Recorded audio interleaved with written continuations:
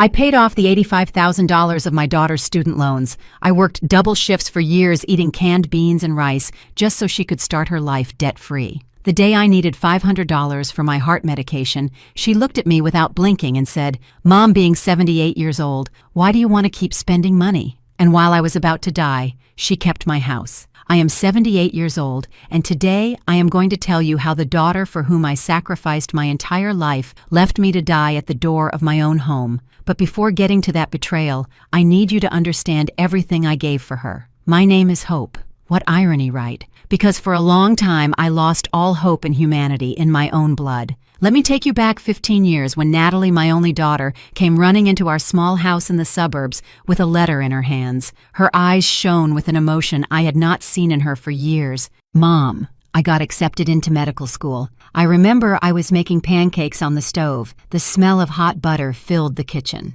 I dropped everything and hugged her so tight I could feel her heart beating against my chest. My little girl was going to be a doctor. After becoming a widow at 51, after cleaning offices for years, after selling homemade pies on weekends, finally something good was coming into our lives. You did it, my love. I am so proud." What I did not know was that acceptance letter came with a price. $100,000 in student loans, 6 years of career, books, uniforms, materials, transport. Natalie sat at the worn wooden table where we had eaten dinner together for so many years. "Mom, it is a lot of money. Maybe it is not the right time." "Do not talk nonsense," I interrupted her. "We will find a way. We always do." And so began my second job, or rather my third job. From Monday to Friday, I cleaned 3 houses from 6 in the morning until 2 in the afternoon. Then I ran to my shift at a diner downtown where I washed dishes until 11 at night. On weekends, I baked and sold apple pies, cherry pies, and meatloaves.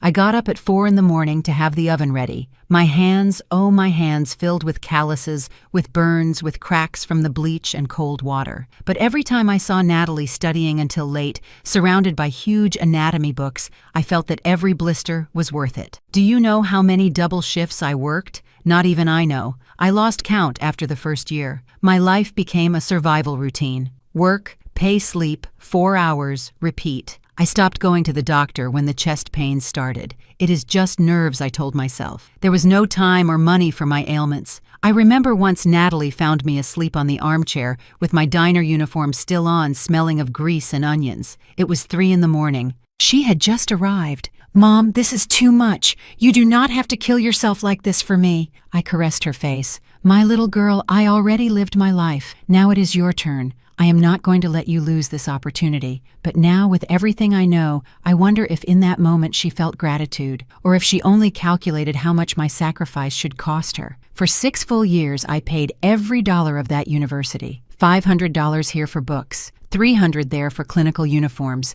$1,000 for a specialized course. When it was not enough, I pawned things. First, it was the gold chain my late husband gave me on our anniversary. Then my mother's silver earrings. I ate beans and rice almost every day. White rice with a fried egg if I was lucky. Black coffee with day-old bread they gave me at the bakery on the corner. Sometimes Mrs. Higgins, my neighbor, left a plate of stew at my door because she had leftovers. We both knew it was a lie, but I accepted it with all the dignity I had left. Natalie graduated with honors. I saw her cross that stage with her white gown and her cap receiving her title as a surgeon. I cried so much I could barely see her. They were tears of pride, of relief, of exhaustion. "We did it, Mom. We did it together. Together." That word gave me strength to continue. Then came 3 more years of specialization. Another $40,000 in debts. By that time, I was 70 years old and my body was starting to bill me for so much abuse. But I could not stop. There was so little left. Finally, at 73, I made the last payment. $85,000 in total. Every penny earned with the sweat of my wrinkled forehead and my destroyed hands. Natalie was already an established cardiologist working in a private hospital downtown. She had married Roger, an architect with a good last name and a better bank account. They lived in a beautiful house in a gated community. They had 2 children, Sam 14 and Mia 12. I remained in my small house in the suburbs, the same house where Natalie grew up, where her dad died of a heart attack when she was 15. 2 small bedrooms, a patio with my lemon tree and my geraniums, and that kitchen where I could still smell the breakfasts I prepared all my life. I thought finally I could rest. that Natalie, now successful and debt-free, would help me a little. I did not expect her to support me, just, call me more often, visit me, ask me how I was. But the visits became spaced out. First it was once a week, then every 2 weeks, then only on holidays and always in a hurry. Sorry, Mom, I have a surgery early tomorrow. Mom, the kids have homework. Mom, Roger and I have an important dinner. I nodded,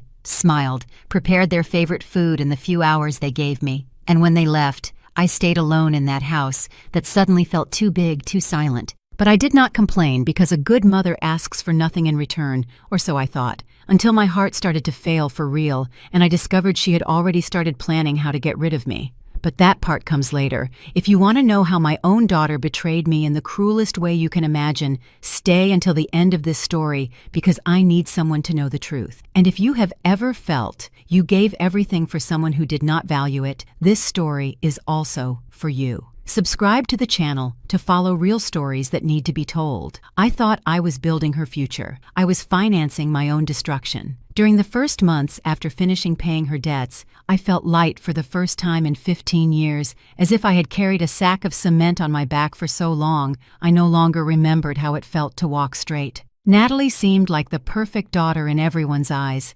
successful, elegant, always with the right words at family gatherings. When my cousin Rachel asked about her, I puffed out my chest with pride. She is a cardiologist, at the city hospital. She sees only important patients. What I did not tell them was that I had not seen her for 2 months. Phone calls became more spaced out, colder. When I dialed, she always answered with that tone, when someone is busy and you are an interruption. Mom, I am with a patient. I will call you later. But later never came. When we finally saw each other, something had changed in her look. She was no longer the girl who hugged me with gratitude. She was a rushed woman checking her watch every 5 minutes, sighing when I told her about the lemon tree or about Mrs. Higgins. Mom, you should not be working so much anymore. At your age, you have done enough. That phrase. The first time I heard it, it filled me with tenderness. I thought she worried about me, that finally she wanted to give me back something of everything I gave. How naive I was. One Sunday, 3 months after the last payment of her debt, Natalie arrived to visit me with Roger and the kids. It was rare for them to come all together. I prepared roast chicken, red rice, handmade biscuits. I got up at 5 in the morning so everything would be perfect. Sam and Mia barely hugged me before taking out their phones and sitting in the living room. Roger was kind as always, but distant. Natalie inspected the house with a look I did not know how to decipher at that moment. Mom, this house is getting too big for you alone. I poured myself a glass of water. My hands trembled a little. Lately, they trembled often. It is my home, my love. You grew up here. Here. Yes, I know. She interrupted me with a smile that did not reach her eyes. But think about it. 2 floors stairs, that yard that needs maintenance. It is a lot of work for a woman your age. Roger coughed uncomfortably. Natalie shot him a quick look I could not interpret. Besides, Mom, with all the effort you made for me, it is time for you to rest, to live calmly without worries. There was that phrase again. You have done enough. As if my useful life had come to an end, as if I had fulfilled my function, and now I was left over. But I still did not see the trap. That night, after they left, leaving the kitchen full of dirty dishes that I washed alone, I sat in the living room armchair, the same armchair where I rocked Natalie when she was a baby, where I read her stories, where I consoled her when her dad died. Something heavy settled in my chest. It was not just tiredness. It was a sensation I did not want to name yet. The following weeks, Natalie started visiting me more frequently, but not to spend time with me. She came with pretexts. Mom, let me review your documents. You need to have everything in order. Mom, where do you keep the house deed? It should be in a safe place. Mom, you should get a full medical checkup. I will pay for it. That last offer surprised me. It was the first time in years she offered to pay for something for me. I accepted, because I really felt bad. The chest pains had become more frequent. I got tired going up the stairs. Sometimes I ran out of air just hanging the laundry. It is just accumulated stress, Mom. Years of overworking, she told me while driving her new SUV towards the hospital. But let us check you well to be sure. They did tests I could never have paid for alone. Electrocardiograms, blood tests, x-rays. Natalie knew all the doctors. They treated her with deference, with respect. Dr. Salazar, what a pleasure to see you here. I felt proud again. That was my daughter. the girl for whom I sacrificed everything. A week later, she called me to give me the results. Her voice sounded strange, controlled. "Mom, I need you to come to my office. We have to talk about your heart." The diagnosis was like a bucket of ice water, early-stage heart failure. Nothing critical yet, but I needed medications, periodic checkups, care. "And how much does the treatment cost?" I asked, feeling the floor move under my feet. Natalie closed the results folder. She leaned back on her desk, that mahogany desk, with her name engraved on a gold plate. Dr. Natalie Salazar Mendoza, cardiologist. "Mom, do not worry about that now. The important thing is that you take care of yourself. But I need to know, daughter, I still work at Mrs. Peterson's house, and for that very reason, Mom, you should not be working anymore. Look at you, your body is billing you." She was right, but I also had to eat. I had to pay for electricity, water, gas. The Social Security pension barely covered the basics. "There are cheaper medications," she said after a long silence. "Not as effective as the ones you really need, but they could help a little." I felt something break inside me, something small like a dry branch, and the others, the ones I really need. Natalie sighed. That sigh that was already becoming familiar to me, the sigh of someone who has more important things to do. "They are expensive, Mom, almost $1,000 a month, and you would have to take them for the rest of your life, the rest of my life, which according to my sick heart might not be that long. Look," she continued, softening her voice, "what you need is to reduce stress. Stop working. Simplify your life. That big house requires a lot of maintenance, many expenses. Have you thought about moving to something smaller, more manageable?" There it was again. The house. "Natalie, that is my house. Your dad's house. Where you?" "Yes, Mom, I know. But Dad is gone, and you are alone. It makes no sense for you to cling to a place that is consuming you." I stayed silent because maybe she was right. Maybe I was just a stubborn old woman clinging to the past. "Think about it," she said and patted my hand. "A little pat like you give a dog. For now, take these basic medications. We will talk about the full treatment later." I left that office with a prescription for second-class medicines and a new weight in my chest that had nothing to do with my sick heart. On the way back home, on the bus full of people, I allowed myself to think the unthinkable. My daughter did not want to help me. My daughter wanted what? What did she really want? I arrived home when the sun was setting. The lemon tree cast long shadows over the patio. I touched the walls of my kitchen, the same walls that saw Natalie grow, that held echoes of laughter and tears and lullabies. "Maybe it is me," I said aloud. "Maybe I am selfish for wanting to stay here, but deep down in that place where we keep the truths we do not want to see, I already knew something was not right. Only I did not imagine yet how far her betrayal would go, because the worst had not arrived yet. My heart was failing, but hers was already dead. 2 months after that diagnosis, my body started billing me completely. It was no longer just occasional pains. Now I woke up in the early hours with my chest oppressed, as if someone were sitting on me. My legs swelled so much I could barely put on my shoes. One early morning I could not take it anymore. It was 3 in the morning when the pain became unbearable. I called Natalie with trembling hands. "Mom, what is wrong?" Her voice sounded irritated, sleepy. "My love, I cannot breathe well." The chest. A silence. Then a long sigh. "Did you take your pills?" "Yes, but..." "Then it is anxiety, Mom. Breathe deep. You cannot be calling me at these hours for every discomfort. I have a surgery at 7 in the morning." And she hung up. I remained sitting on the edge of my bed with the phone in my hand, feeling like I was drowning. Not from lack of air, from something much worse. The next morning, Mrs. Higgins found me passed out on the patio. She was the one who called the ambulance. She was the one who accompanied me to the public hospital, not Natalie. When finally my daughter arrived at the hospital 6 hours later, she wore that expression I knew well, annoyance disguised as concern. "Mom, I told you it was nerves. Look at all the fuss you made." The doctor who attended me spoke clearly. My heart failure had advanced. I needed the full treatment, $1,000 monthly in medications, checkups every 2 weeks, immediate lifestyle changes, and above all, the doctor added she needs to avoid stress, no heavy work, 0 worries. Natalie nodded like the professional doctor she was.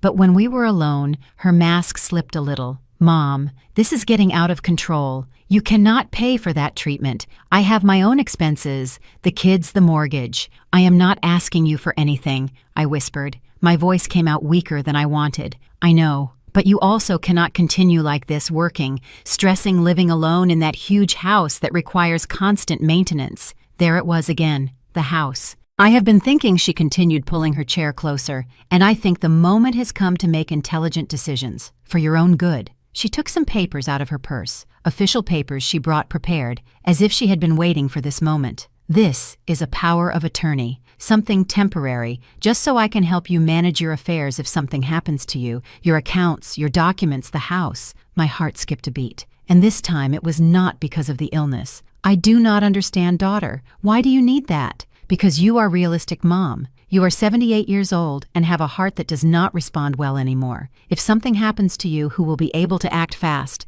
Think of the children of your inheritance. Everything must be in order. She used my grandchildren, Sam and Mia, the same children who barely paid attention to me when they came, but now appeared in her speech as urgent reasons to sign. Besides, she lowered her voice, looking around as if someone could listen. If you sell the house and move to a small place more manageable, you could use that money for your treatment to live your last years calmly. Last years, she said it just like that, without filter. I do not want to sell my house, Natalie. I am not saying you sell it now, just that we have everything prepared just in case. Something in her tone, something calculated, rehearsed. But I was tired, scared. I had just passed out. My heart was a time bomb. It is just for security, Mom. So I can help you if you cannot make decisions. You trust me, right? That question was the perfect trap. How to tell no to the daughter for whom I sacrificed everything. How to admit I was starting to doubt her. I signed. With my hand trembling with a lump in my throat, I signed that damn paper. Natalie smiled, a smile that should have warned me of everything. She put the documents in her bag with quick, efficient movements. Perfect. Now rest. I will take care of everything. That night alone in my hospital bed with the sound of machines beeping around me, I remembered something I had forgotten, or that I had wanted to forget. 2 weeks before, when Natalie was reviewing my important documents, she found my wedding ring. That white gold ring with a small diamond my husband put on me more than 50 years ago. Mom, do you still use this? It weighs too much for your swollen fingers. She took it between her fingers, evaluating it like someone evaluates merchandise. You should keep it in a safe place, or better, let us sell it. You could get about $1,500. It would help with your expenses. I took it off that afternoon. I told her yes, because I needed money for the consultation coming up. Because she convinced me it was logical. I saw her take it away, the last physical piece of my marriage, of my youth, of when someone loved me without asking for anything in return. Relax, Mom. I will get you the best price. I never saw that money. When I asked her weeks later, she told me she had used it to pay some urgent expenses of mine she had covered. She never specified which ones.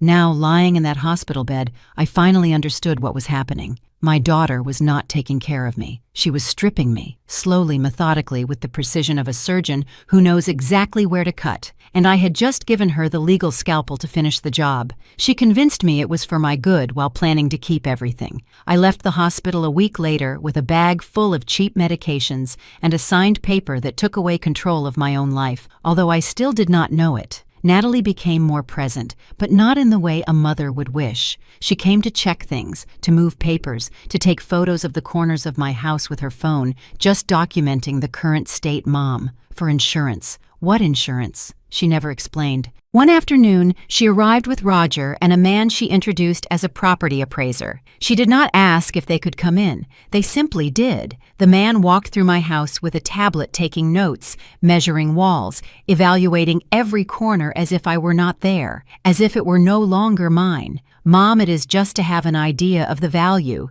just in case. Just in case what? But I no longer asked. Because every time I did, Natalie sighed with that exhaustion that made me feel like a burden. The appraiser left, leaving a folder. Natalie put it away quickly, but I managed to see the number, $350,000. That night, I could not sleep. My little house was worth that, the place where I raised my daughter alone, where I survived my husband's death, where every wall held memories that were priceless. On Sundays, Natalie started bringing Sam and Mia more frequently, but something had changed in how they treated me. "Grandma, is it true you are moving soon?" Mia asked while playing with her phone without even looking at me. "Moving? No, my love. Who told you that?" "Mom said you cannot take care of yourself anymore, that you are going to a place where there are nurses." I felt the floor open under my feet. I looked at Natalie, who was making coffee in my kitchen as if nothing. "Daughter, what is she talking about?" "Oh, Mom, the kids confuse things. I only mentioned there are very nice residences for seniors in case you need them someday." But Mia had not confused anything. Her words were too specific. Sam did not even participate in the conversation. He was buried in his video game. These were my grandchildren, the children for whom supposedly I had to organize my inheritance. That afternoon after they left, I dialed my cousin Rachel. I needed to talk to someone who knew me for real. "Hope, are you okay? You sound strange." I told her everything. The papers, the appraiser, the constant insinuations about moving. Rachel kept a long silence. "Cousin, I do not like this at all. Natalie is planning something." "Do not say that. She is my daughter. She is just worried about me." "Worried. A worried daughter helps you with your meds. She does not pressure you to sign papers. Be very careful, Hope. Very careful." But I still did not want to see, because accepting the truth meant accepting I had sacrificed 15 years of my life for someone who only waited for me to die to keep the little I had. The next week, Natalie arrived with a new folder. She smiled, but it was that professional smile she used with her patients.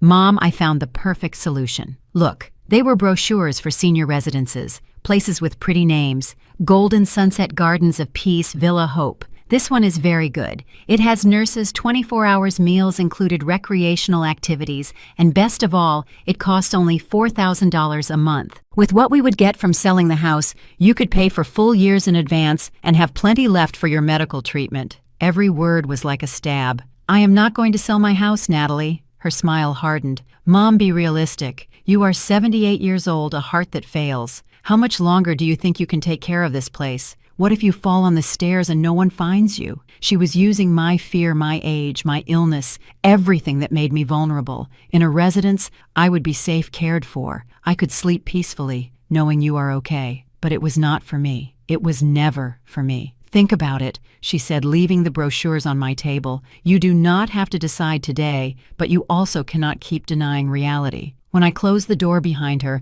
I allowed myself to cry everything I had held back, everything I did not want to admit. My daughter was taking me out of my own house slowly, methodically, with arguments that sounded reasonable to anyone listening. "It is for your good, Mom." But when does someone's good imply stripping them of everything they love? I sat in my armchair, the same one where I rocked her as a baby, where I taught her to read, where we cried together when her dad died. And in that moment, something in me started to change. The fear began to transform into something different, something I had not felt in years. Anger because maybe my heart was failing, but my dignity still beat strong. She turned me into a burden in front of everyone who knew me. My sister Linda's birthday was the day everything became public. She was turning 75 and organized a family lunch at her house. The whole family would be there, cousins, nephews, even some close neighbors. Natalie insisted on picking me up. "You cannot go alone on public transport." "Mom, what if you get dizzy?" I should have seen the trap. We arrived late.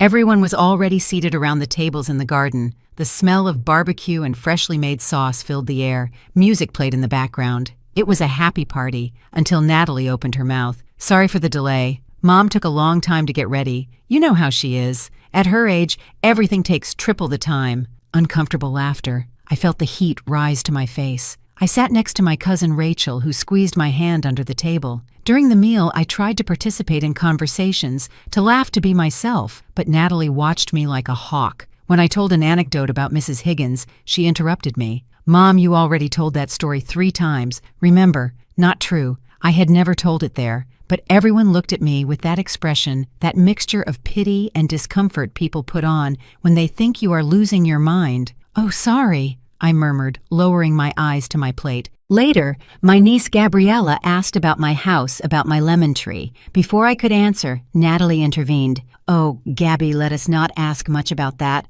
Mom gets sentimental. She is in a difficult process of accepting she has to let go of certain things." Rachel dropped her fork with force. "Let go of what things, Natalie?" "Well, the house is huge for her alone. We already talked about more manageable options, places where she can be cared for accompanied." Silence fell heavy on the table. Everyone looked at me now, as if I were a child incapable of making her own decisions. "Hope, is that true?" Linda asked with genuine concern. I opened my mouth to speak, but Natalie was faster. "Mom is in denial still. It is normal. Seniors cling to their routines, even if they are dangerous for them. I, as a doctor, see it all the time." Doctor, she used her title as a weapon, as unquestionable authority. "Her heart is very delicate. She cannot be alone going upstairs carrying things. One slip and—" She snapped her fingers. "That is why I am looking for the best for her." My sister Linda nodded, convinced. "How good that you worry so much about your mom, Natalie. Not all daughters are like that." I felt nausea. I wanted to scream that it was all a lie, that she was not taking care of me, that she was stripping me. But who would believe me? There was the successful doctor worried about her poor, sick, and stubborn mother. And there was I, the senile old woman who did not accept reality. Roger, sitting at the other end of the table, did not participate in the conversation. He looked at his beer with an uncomfortable expression. When our eyes met, I saw something there. Guilt, maybe, or perhaps just discomfort. After eating while we women cleaned the kitchen, I heard Natalie talking to my cousins in the hallway. It is hard seeing her like this. A few days ago, she called me at 3 a.m. for a pain that turned out to be gas. Again, she left the stove on all night. She has moments of lucidity but also confusion. Lies, all lies, but said with so much conviction that even I doubted my own memory for a second. Poor thing, I heard someone say. And poor you, Natalie. What a burden. Burden. That word pierced me. Rachel found me crying in the bathroom. She hugged me tight, saying nothing because there were no words for this. She is destroying you in front of everyone, she whispered finally. She is building a narrative so when she keeps your house, everyone thinks she did the right thing. She was right. Natalie was sewing the story. Senile mother sacrificed daughter. When the moment came to take everything from me, no one would question anything. Everyone would say, thank goodness Natalie was there to take care of her. On the way back home, Natalie drove humming, happy, satisfied with her performance. The party was nice, right, Mom? I did not answer. I looked out the window at the streets of the city that saw me born, the city where I built my life, where I buried my husband, where I raised alone this woman who now treated me like a hindrance. Mom, do not get mad. I am just being realistic. Someone has to be. When we arrived at my house, I got out of the car without saying goodbye. I heard her voice behind me. Think about what we talked. Time is running out, Mom. Your heart is not going to wait for you to be ready. I closed the door. I leaned against it. And for the first time in my life, I felt real fear of my own daughter, because she no longer hid. She no longer pretended. The public humiliation had been her way of telling me, I no longer care what you think. I am going to do what I want, and everyone is going to applaud me. But she did not know something. That women of my generation learn to survive things worse than a daughter's betrayal, and that when you have nothing left to lose, you become dangerous. While I agonized in the hospital, she changed the locks. It all happened one night in October. I remember the exact date. October 17th, because it was the day I almost died, and the day I lost my home. That afternoon I felt strange. A crushing weight in my chest that did not go away with the pills. Cold sweat, dizziness. I called Natalie 3 times. She did not answer. At 9 at night, the pain became unbearable. I called Mrs. Higgins with the last breath I had left. Mrs. Hope, my God, do not move. I am calling the ambulance. The next thing I remember are bright lights, distant voices, the sharp sound of a siren, and darkness. I woke up 3 days later in intensive care, tubes everywhere, the constant beeping of machines, a nurse checking my vital signs. Relax, ma'am. You had a severe heart attack. You are stable now, but it was very serious. Natalie arrived on the 4th day. Not the 1st, nor the 2nd. The 4th. She wore dark glasses even though we were indoors. She sat next to my bed with that expression I already knew. Rehearsed worry. Mom, you gave us a terrible scare. Where were you? My voice came out hoarse. Barely a whisper. I was at a medical congress in Cancun. I came as soon as I could. Lie. Mrs. Higgins told me later she had called her the same night of my heart attack. Natalie chose not to come. The following days were a haze of pain medications and loneliness. Roger came once uncomfortable with flowers he left on the table without saying much. The kids never appeared. Only Mrs. Higgins came daily. She brought me broth, combed my hair, held my hand. Her daughter is a doctor, and I, who barely finished elementary school, am the one caring for her. What irony, right, Mrs. Hope? Natalie appeared from time to time, always in a hurry, always checking her phone, always with that air of making a great sacrifice. I was hospitalized 12 days. 12 days between life and death. 12 days in which, as I learned later,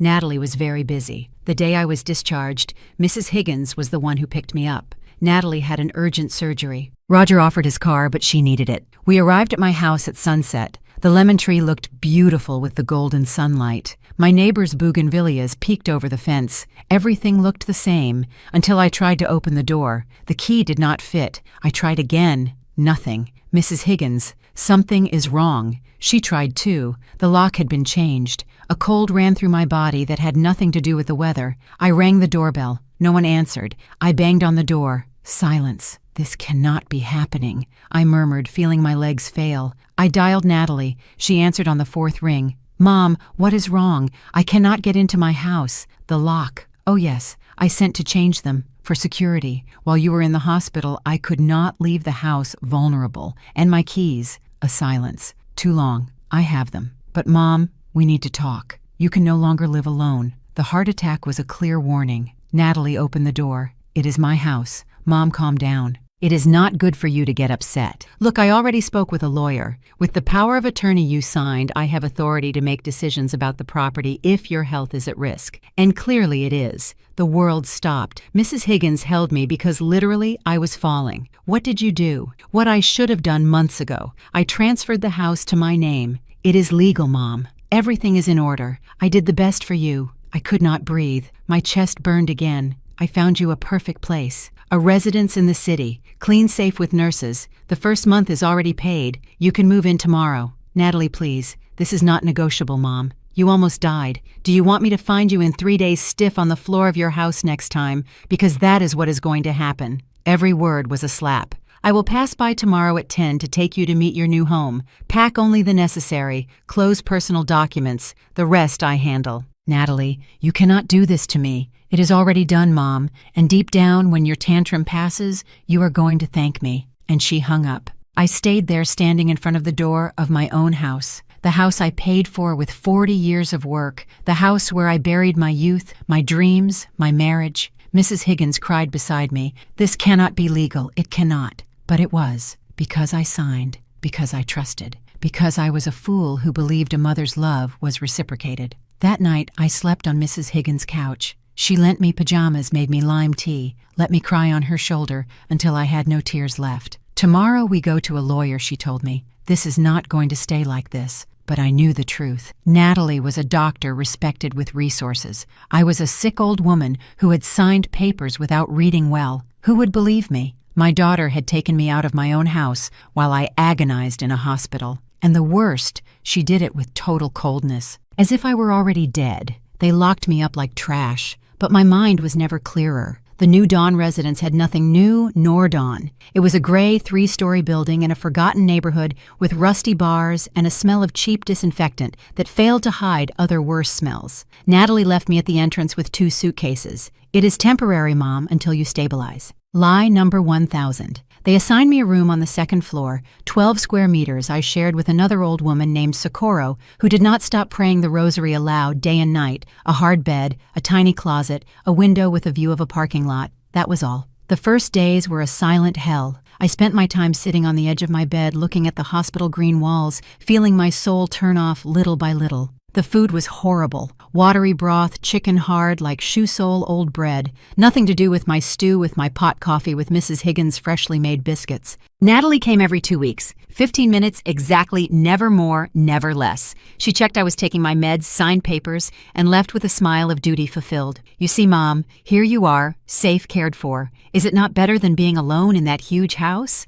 I did not answer. I no longer had strength to fight. But then I met Mr. Stevens. He was an 82-year-old man, thin with a perfectly trimmed white mustache and blue eyes that still shone with intelligence. He used an elegant wooden cane and always dressed in a shirt, even if it was just to go down to the dining room. I met him one afternoon in the small back garden of the residence. I was sitting on a bench, watching hours pass without meaning. "May I?" he asked, pointing to the space next to me. I nodded without much desire. He sat with a sigh, took out a handkerchief, and cleaned his glasses. "I detest this place," he said without preambles, "but I suppose you do too." Something in his tone made me smile for the first time in weeks. "Is it that noticeable?" "Ma'am, you have the face of someone whose life was stolen. I know because I have the same face, and so began our friendship." Mr. Stevens had been a labor lawyer for 40 years. His wife died 5 years ago. His only son, a successful engineer in another state, put him in the residence for his own good and kept his apartment. He sold it for $4.5 million. He gives me $300 a month for my expenses.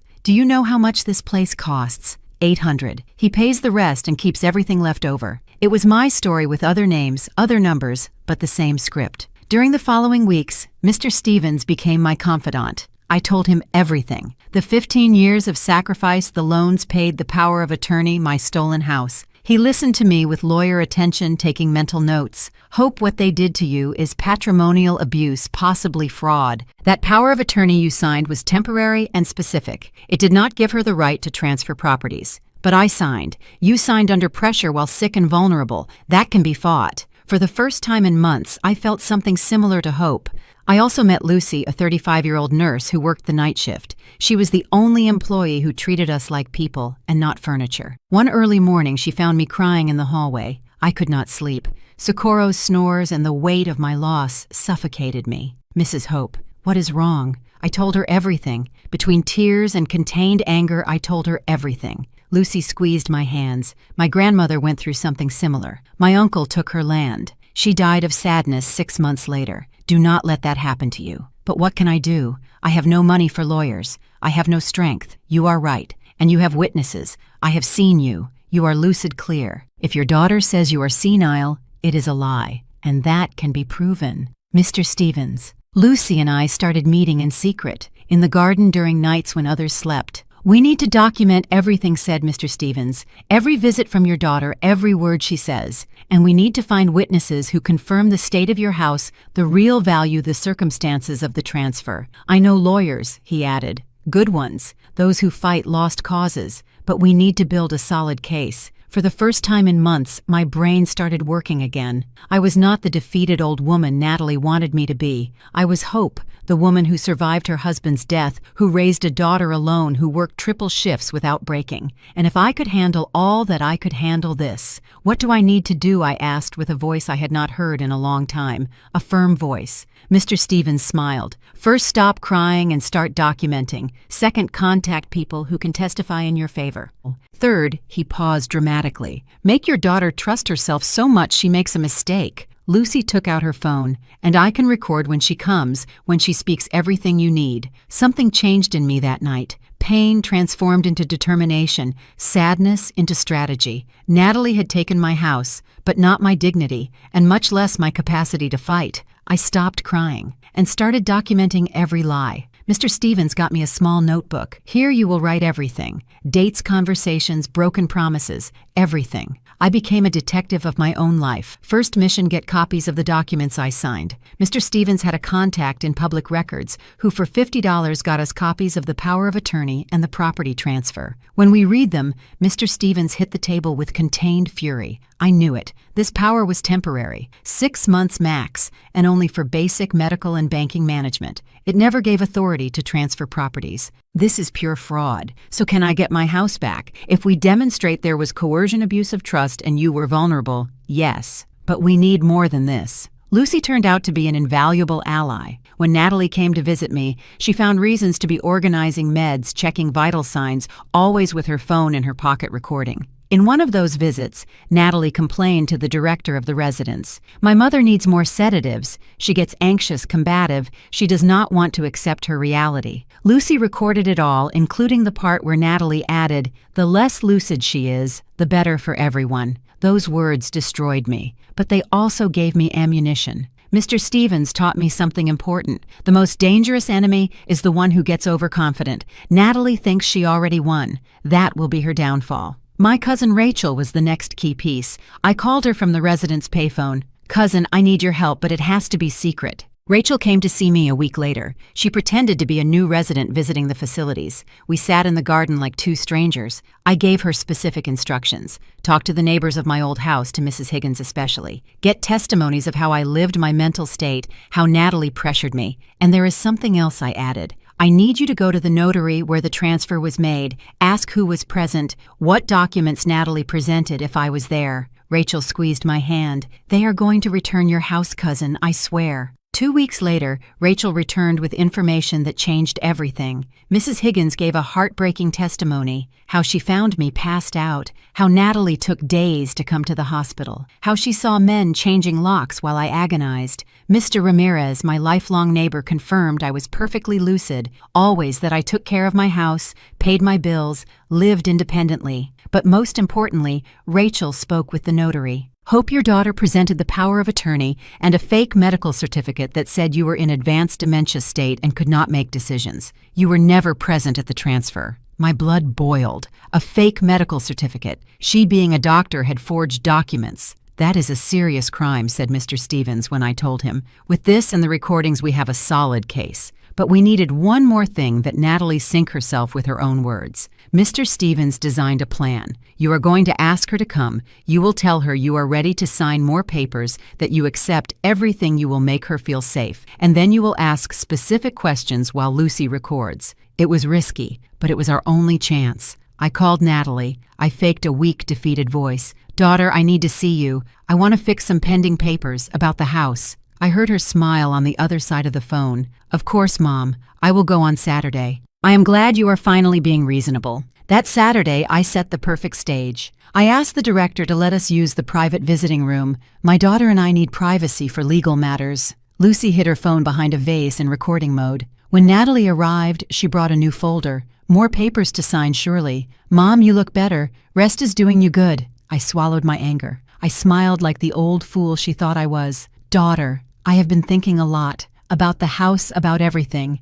I am glad you came to your senses. I just have some doubts. The house was worth $350,000, right, more or less. But with the repairs it needed, I sold it for $280,000. Lie. Mr. Stevens found out she had not sold it. It was in her name, waiting for the perfect moment. And where is that money?" Natalie sighed with annoyance. "Mom, it is invested. For your future. For when you need more care. Can I see it?" "The investment papers." Her face changed. "You do not need to see anything. I handle everything. For that you gave me the power, remember." "Yes, but that power was temporary. For medical emergencies. It was for what I considered necessary." Her voice hardened. "Mom, we are not going to start with this again. It is just that I do not understand, daughter. I worked 15 years to pay for your career. Why do I feel you are now charging me every dollar I invested in you?" The silence was heavy. Natalie left the folder on the table. "Do you want the truth, Mom?" I nodded, feeling my heart accelerate, and then she let out everything I needed to destroy her. I set a stage, and she fell like the ambitious woman she always was. Natalie leaned back in the chair, crossed her legs,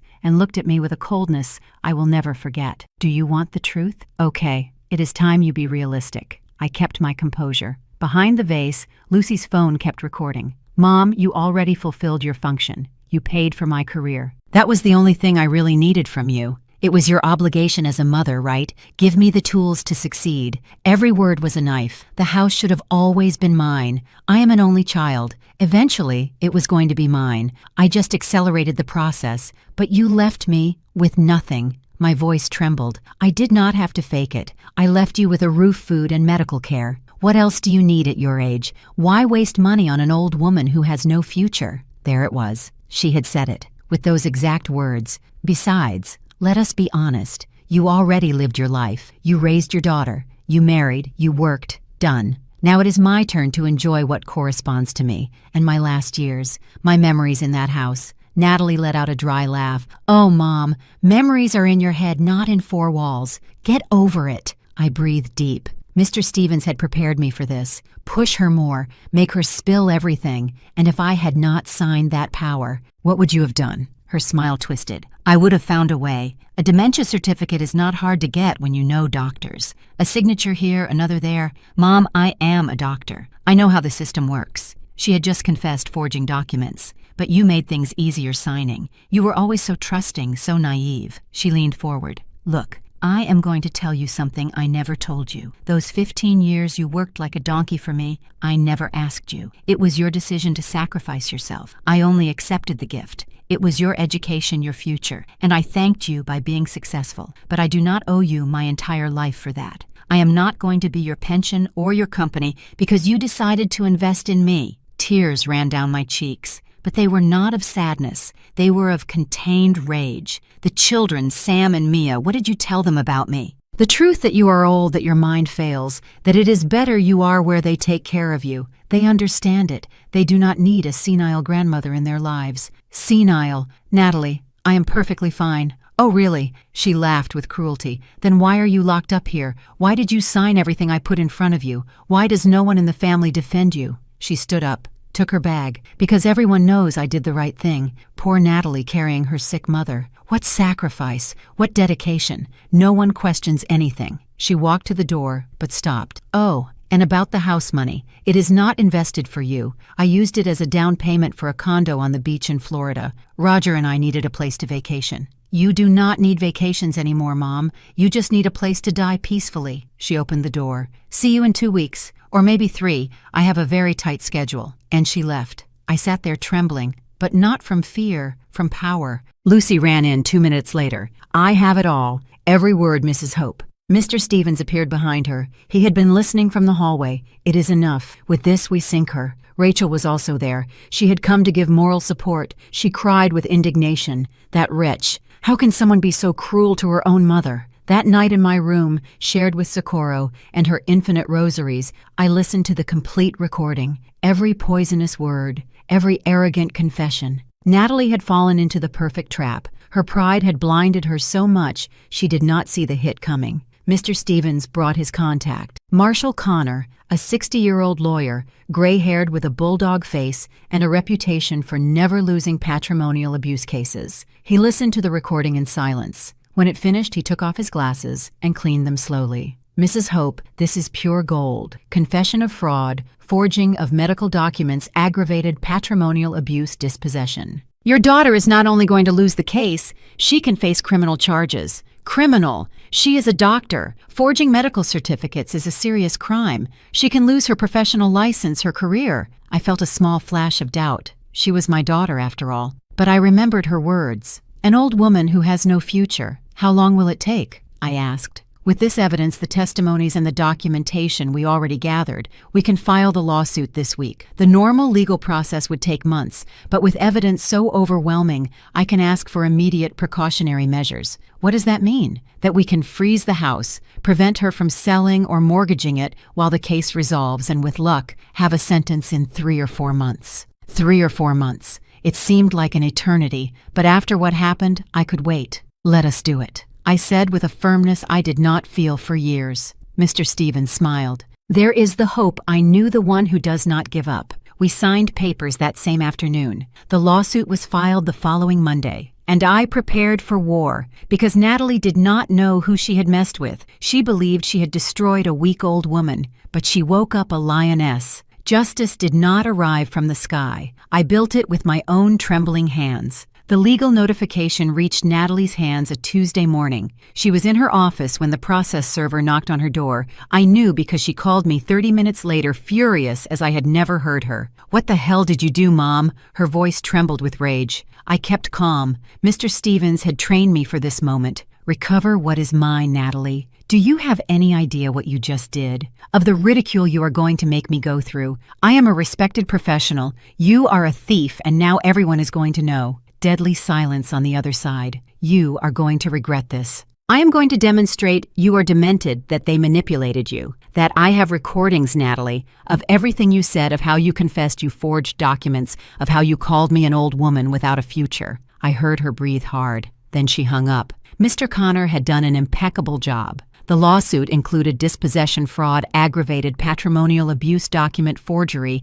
and patrimonial violence against a senior. The precautionary measures worked. The house remained frozen. Natalie could not sell, rent, or mortgage it until the case was resolved. But the best came later. Roger called me 2 days after the notification. His voice sounded tired, ashamed. Mrs. Hope, I need to talk to you alone. We met at a coffee shop near the residence. Roger had deep, dark circles, messy hair. He was not the neat man I knew. I knew nothing, he said before sitting. I swear on my children I did not know how she treated you. The house, the fake documents, nothing. How is it possible? Is it? You live with her. Natalie hid everything from me. She told me you had signed voluntarily, that you were happy in the residence. I wanted to believe her. He lowered his gaze. But when the lawsuit arrived and I read the accusations, I confronted her. And what did she say? She went crazy. She screamed that you were an ingrate, that after everything she did for you, this is how you paid her. I told her, what did you do for her? She paid your entire career. Roger took an envelope out of his briefcase.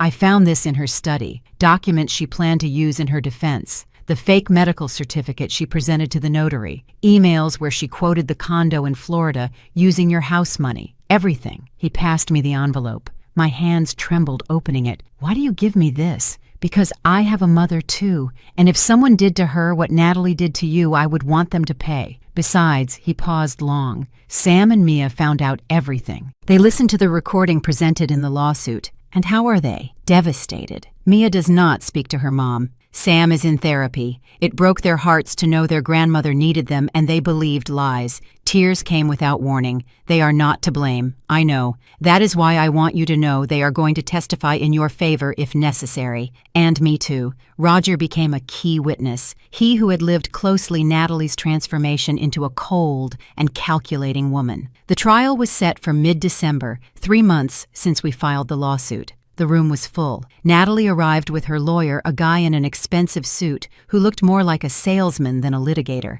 She wore dark glasses as if she were a victim of something. I arrived with Mr. Stevens on one side, Lucy on the other, and Rachel behind my small army. The judge was a man of about 60, serious-looking. He listened first to Natalie's defense. Her lawyer tried to paint me as a senile old woman manipulated by strangers who wanted to keep my money. That Natalie had acted out of love protecting my assets. Then it was our turn. Mr. Connor presented the recordings. In that silent room, Natalie's voice resonated like thunder. You already fulfilled your function. It was your obligation as a mother. I am not going to waste money on an old woman who has no future. I saw how Natalie sank in her chair, how her lawyer closed his eyes resigned. Then came the testimonies. Mrs. Higgins cried, telling how she found me passed out. Mr. Ramirez confirmed my mental lucidity. Rachel narrated the systematic manipulations. But the final blow was Roger. He presented the documents Natalie hid, the fake medical certificate with the forged signature of a colleague, the emails about the Florida condo, everything. My wife did not act out of love, said Roger with a firm voice. She acted out of